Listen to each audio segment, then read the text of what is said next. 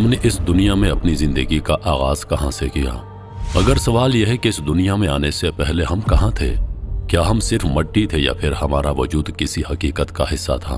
कुरान इस बारे में क्या कहता है और क्या साइंस भी इसका जवाब देती है? आज आप जानने वाले हैं।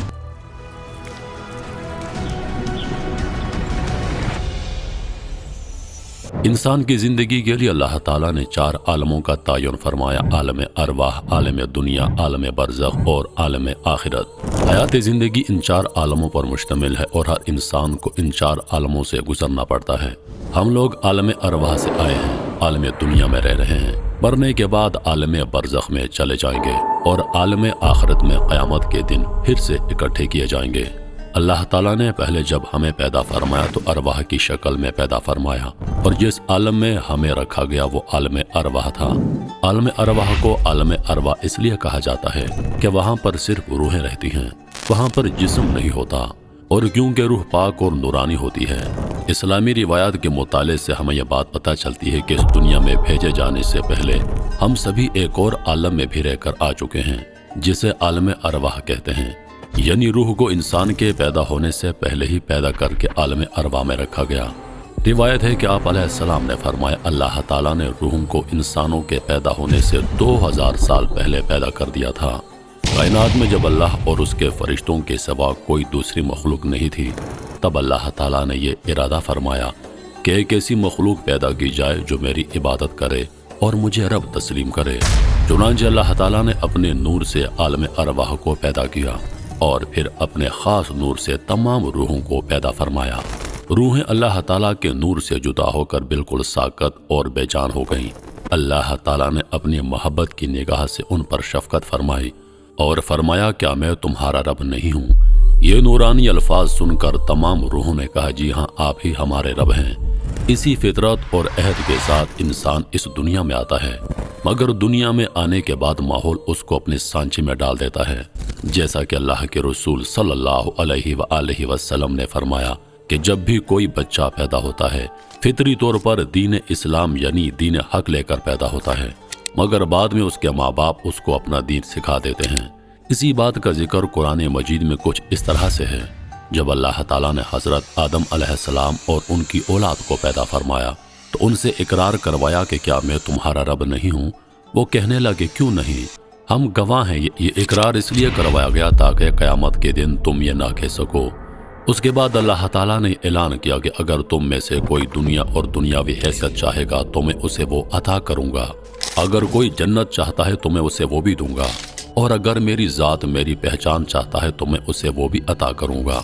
तमाम इंसानों की रूहें दुनिया में आने के बाद, क्योंकि हमारी सोच और अकल महदूद है, इसलिए हमें अपनी रूहानी जिंदगी याद नहीं, लिहाजा अब हमें अपना वादा याद नहीं।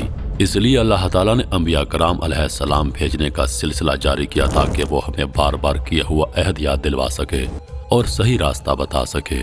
कुछ यहूदियों ने आप अलैहिस्सलाम से सवाल किया कि रूह क्या है, तो अल्लाह ताला ने आयत नाज़िल फरमाई, ये लोग आपसे ये पूछते हैं कि रूह क्या है, तो आप फरमा दीजिए कि रूह अल्लाह ताला का हुक्म है और तुम लोगों को इसके बारे में थोड़ा सा इल्म दिया गया है। दुनिया में भेजे जाने के बाद रूह की जितनी जिंदगी मुतय्यन कर दी गई, उससे एक लम्हा भी रूह यहाँ पर ज्यादा वक्त नहीं गुजार सकती। आलम दुनिया हयात इंसानी की दूसरी मंजिल है, यही आलम दारुल अमल है और यहीं पर किए जाने वाले आमाल आगे भेज दिए जाएंगे। आलम अरवाह रूहों का वेटिंग रूम है, जहाँ पर वो दुनिया में आने का इंतजार करती हैं। इसके बाद दुनिया में अपनी उम्र गुजारने के बाद ये रूहें आलम बरज़ख की तरफ चली जाती हैं। वो भी एक तरह का वेटिंग रूम है। यहाँ पर ये तमाम रूहें क़यामत के दिन का इंतजार करती हैं। क़यामत के दिन हिसाब किताब के बाद जहन्नम के लोग अल्लाह ताला से फरियाद करेंगे, ए अल्लाह, तूने हमें 2 मरतबा मारा और 2 मरतबा जिंदा किया। इससे आगे कोई और भी मरहला मौजूद है, मगर आखिरत आखिरी मरहला है और वहाँ पर लोग हमेशा हमेशा की जिंदगी गुजारेंगे।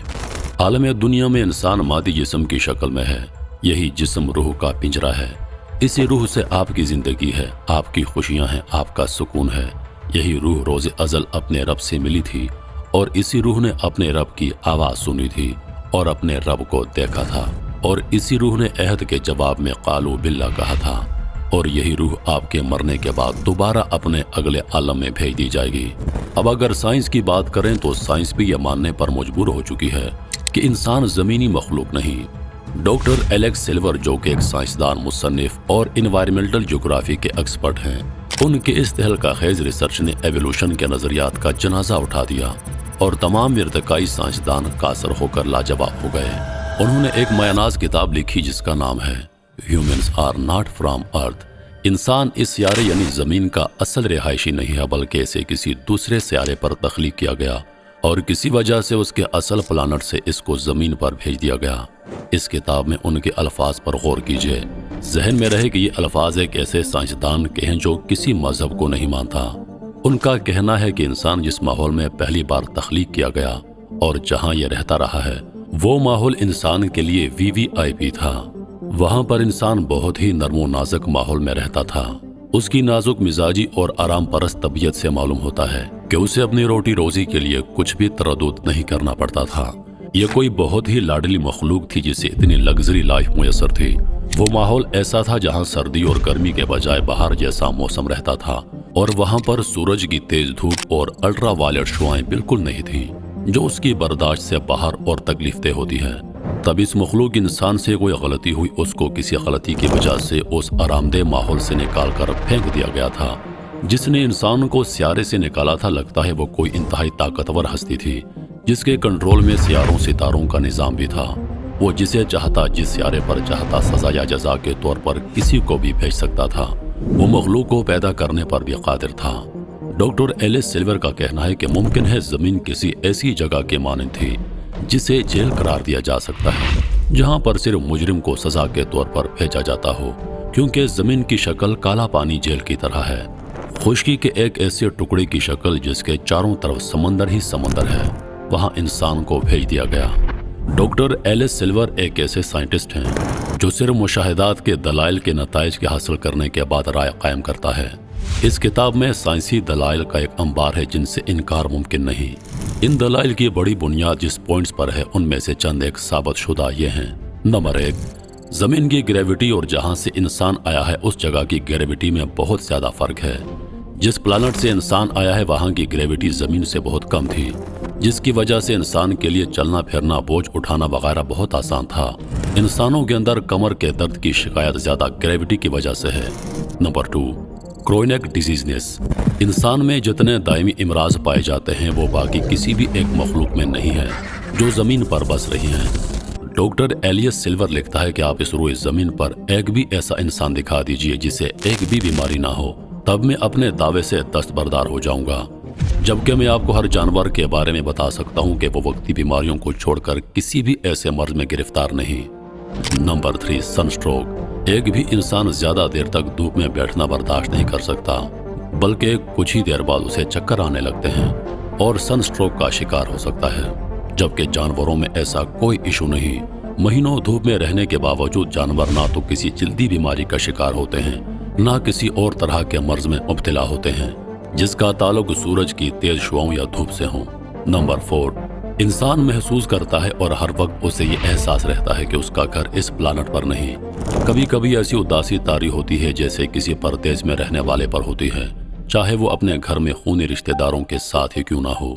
Number 5, human temperature. जमीन पर रहने वाली तमाम मखलूकात का टेम्परेचर हर सेकंड बाद ऑटोमेटिक तरीके से रेगुलेट होता है, जबकि इंसान का ऐसा कोई सिस्टम नहीं। इंसान बदलते मौसम और माहौल के साथ बीमार होने लग जाएगा। मौसमी बुखार का लफ्ज सिर्फ इंसानों में है। Number 6, DNA। इंसान इस प्लानट पर पाए जाने वाले दूसरे जानदारों से बहुत मुख्तलिफ है। सियारा जमीन पर पाए जाने वाले दूसरे जानदारों से बहुत मुख्तलिफ और ज्यादा है। नंबर 7, जमीन के असल रिहायशी जानवरों को अपनी ग़िज़ा हासिल करना और इसे खाना मुश्किल नहीं। वो हर ग़िज़ा डायरेक्ट खाते हैं, जबकि इंसान को अपनी ग़िज़ा के चंद लुक़मे हासिल करने के लिए हजारों जतन करने पड़ते हैं। पहले चीज़ों को पकाकर नरम करना पड़ता है, जिसके बाद वो ग़िज़ा इस्तेमाल के काबिल होती है। इससे यह भी जाहिर होता है कि इंसान ज़मीन का रहने वाला नहीं।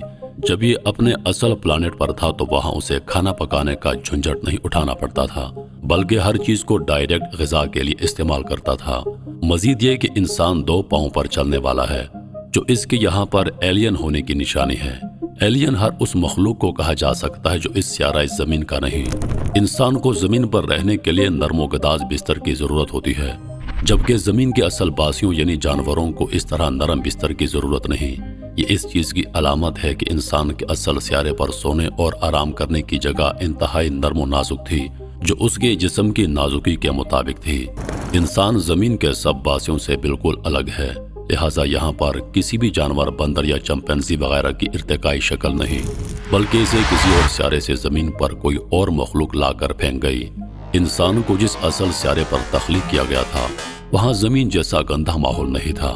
ایسی نرم و نازک جلد جو زمین کی سورج کی دھوپ میں جل کر سیاہ ہو جاتی ہے، اس کی پیدائش اس سیارے کے مطابق بالکل مناسب بنائی گئی تھی۔ یہ اتنا نازک مزاج تھا کہ زمین پر آنے کے بعد بھی اپنی نازک مزاجی کے مطابق ماحول پیدا کرنے کی کوشش میں رہتا ہے۔ جس طرح اسے اپنے سیارے پر آرام دہ اور پرتاش بستر پر سونے کی عادت تھی، وہ زمین پر آنے کے بعد بھی اسی کے لیے کوشش کرتا ہے کہ زیادہ سے زیادہ آرام دہ زندگی گزار سکوں۔ جیسے خوبصورت، قیمتی اور مضبوط محلات، مکانات اس کے ماں باپ کو وہاں پر میسر تھے، وہ اب بھی انہی جیسے بنانے کی کوشش کرتا ہے، جبکہ باقی سب جانور اور مخلوقات اس سے بے نیاز ہیں۔ یہاں زمین کی مخلوقات عقل سے عاری اور تھرڈ کلاس زندگی کے عادی ہیں، جن کو نہ اچھا سوچنے کی توفیق ہے نہ اچھا رہنے کی۔ ایلین سلور کا کہنا ہے کہ انسان کے عقل و شعور اور ترقی سے اندازہ ہوتا ہے کہ اس ایلین کے والدین کو اپنے سیارے سے زمین پر آئے ہوئے کچھ زیادہ وقت نہیں گزرا، ابھی کچھ ہزار سال ہی گزرے ہوں گے، تبھی اپنی زندگی کو اپنے پرانے سیارے کی طرح لگژری بنانے کی بھرپور کوشش کر رہا ہے۔ کبھی گھڑیاں ایجاد کرتا ہے، کبھی موبائل فون۔ اگر اسے آئے ہوئے چند لاکھ سال بھی گزرے ہوتے تو آج جو ایجادات نظر آ رہی ہیں یہ ہزاروں سال پہلے وجود میں آ چکے ہوتے، کیونکہ میں اور تم اتنے گئے گزرے نہیں کہ لاکھوں سال تک جانوروں کی طرح بے چارگی کی زندگی گزارتے رہے۔ مزید یہ کہ وہ اس حوالے سے ارتقائی نظریے کی بھی بڑی تردید کرتے ہیں، یعنی کہ انسان بندر یا چمپینزی سے ترقی اور ارتقا کر کے انسان نہیں بنا، بلکہ یہ تو ایک معزز اور محترم مخلوق تھی جو ایک خاص شکل و صورت میں پیدا کی گئی۔ اگر یہ ارتقا ہی ہوتی تو آج کل کے بندر سے انسان کیوں نہیں بن رہے، اور یہ ارتقا بندر ہی کے ساتھ کیوں؟ دیگر جانوروں کا بھی تو حق بنتا ہے۔ ڈاکٹر ایلس سلور کی کتاب میں اس حوالے سے بہت کچھ ہے، اور سب سے بڑی بات یہ ہے کہ اس کے دلائل کو ابھی تک کوئی جھوٹا ثابت نہیں کر پایا۔ یہ کوئی کہانی نہیں بلکہ حقیقی داستان ہے۔ میں اور تفصیل میں نہیں جاؤں گا، کیونکہ ہم سب اپنے باپ حضرت آدم علیہ السلام اور اماں حضرت حوا علیہ السلام کے معاملے سے اچھی طرح باخبر ہیں۔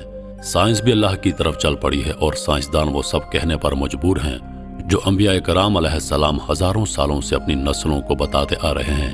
ارتقاء کی نظریات کا جنازہ اٹھ چکا ہے۔ یہ سیارہ زمین ہمارا نہیں، اور اللہ نے بھی اپنی کتاب قرآن میں بار بار فرمایا ہے کہ اے انسانوں، دنیا کی زندگی تمہارے لیے صرف آزمائش کی جگہ ہے۔